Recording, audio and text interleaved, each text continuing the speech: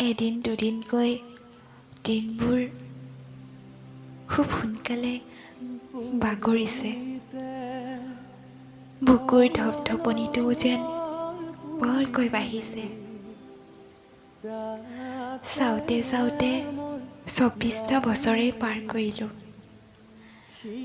জন্ম হোৱাৰ দিনৰে পৰা তোমালোকক বৰ কষ্ট দিলোঁ চাগে ন মা? বাহঁতেও মোৰ কাৰণে তোমাতকৈ কম আছিল জানো? দেউতাৰ কথানো কি ক'ম?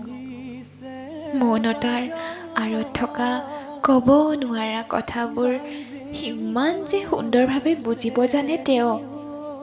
সেই কথা দেউতাৰ বাদে চাগে কোনেও নাজানিব আৰু নুবুজিব। সেই যে ক'ৰবালৈ ওলাই গ'লে দেউতাই কয়, মইনা কি খাবলৈ মন আছে সোনকালে কোৱা, তুমি তোমাৰ যি ইচ্ছা মই তাকে লৈ আনিম, তুমি মাত্ৰ উপদেশ দিয়া। সেই যে মই ক'ৰবালৈ ওলাই গ'লে দেউতাই আকৌ কয়, যোৱা মইনা কিন্তু সোনকালে ঘৰলৈ উভতি আহিবা দেই, এতিয়াৰ দিনকালবোৰ বৰ বেছি ভাল নহয়। আৰু মইনা চাহকাপ মাতকৈ দেখোন তুমিহে ভালকৈ বনাব জানা। আৰু মায়ে শুনাকৈ যে দেউতাই কয়, আমাৰ মাইনা এতিয়া বহুত ডাঙৰ হ'ল দেই, তাইক আৰু আমি একো শিকাব নালাগে, তাই সকলো জনা হ'ল, বুজা হ'ল। সঁচাই অ' দেউতা, মই বহুত ডাঙৰ হ'লোঁ ন? সিমানেই ডাঙৰ যে মই তোমালোকক এৰি যাবলগীয়া দিন হৈ আহিল। মা, তুমি চিন্তাই নকৰিবা, মই 24 ঘণ্টাৰ 2-3 ঘণ্টা তোমাৰ লগত ফোনত কথা পাতিম। মই কাষতহে নাথাকিম, কিন্তু তোমালোকৰ সেই মইনাজনী হৈ সদায় হৃদয়ৰ নিভাঁজ কোণতে বাস কৰিম, হ'বনে? আৰু দেউতা, তুমি কিন্তু ইমান টেনশ্যন বেছিকৈ নল'বা দেই, কৈ দিছোঁ। নহ'লে চাবা কিন্তু সময়মতে ঔষধ পাতিবোৰ খাবা। নহ'লে ঘৰলৈ আহি ডাঙৰকৈ পানিছমেণ্ট এটা দি থৈ যাম। এতিয়া হ'লতো। মা, তুমিও দেউতাৰ যতন ল'বা, আৰু দেউতা মাকো ভালকৈ চাবা। নিজৰ ঘৰখন এৰি যাবলৈ কোনো এগৰাকী ছোৱালীয়ে মন নকৰে, কিন্তু বিধাতাৰ ওচৰত হাৰ মানি যায়। সময় হ'লে সকলো ছোৱালীয়ে এদিন বোৱাৰী হৈ যাবইতো লাগিব। মোৰো মন নাযায় মা তোমালোকক এৰি যাবলৈ। নহ'লে বুঢ়ী হৈ আকৌ তোমাৰ লগত মস্ত বোজা এটা হৈ থাকিম নহয়, সেই বুলিহে।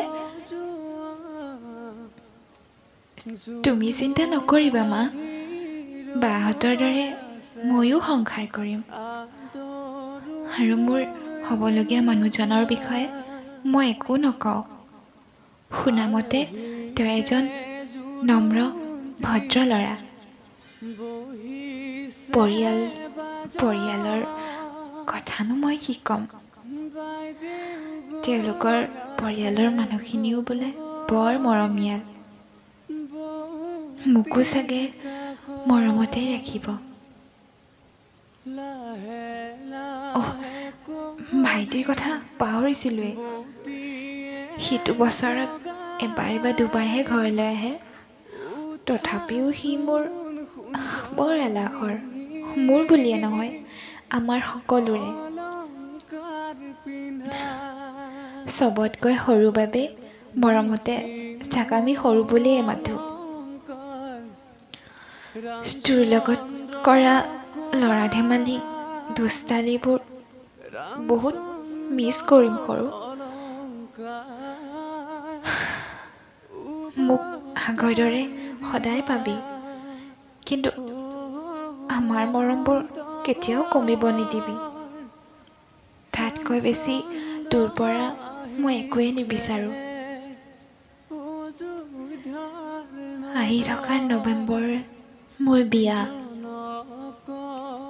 এফালে প্ৰিয়জনক পোৱাৰ সুখ, আনফালে নিজৰ ঘৰখন এৰি যোৱা দুখ। মা, দেউতা, আজিলৈকে তোমালোকে মোক একো অভাৱ হ'বলৈ নিদিলা, কিন্তু মই যে একো দিব নোৱাৰিলোঁ মা। মোৰ মৰম, সন্মান আৰু তোমালোকৰ প্ৰতি থকা শ্ৰদ্ধা সদায় একেভাৱে থাকিব। যদিও মই দূৰে দূৰে থাকোঁ, মোৰ হৃদয়ৰ পৰা তোমালোকৰ স্থান আগতে যেনেকৈ আছিল তেনেকৈয়ে থাকিব। আজিলৈ এৰিছোঁ মা।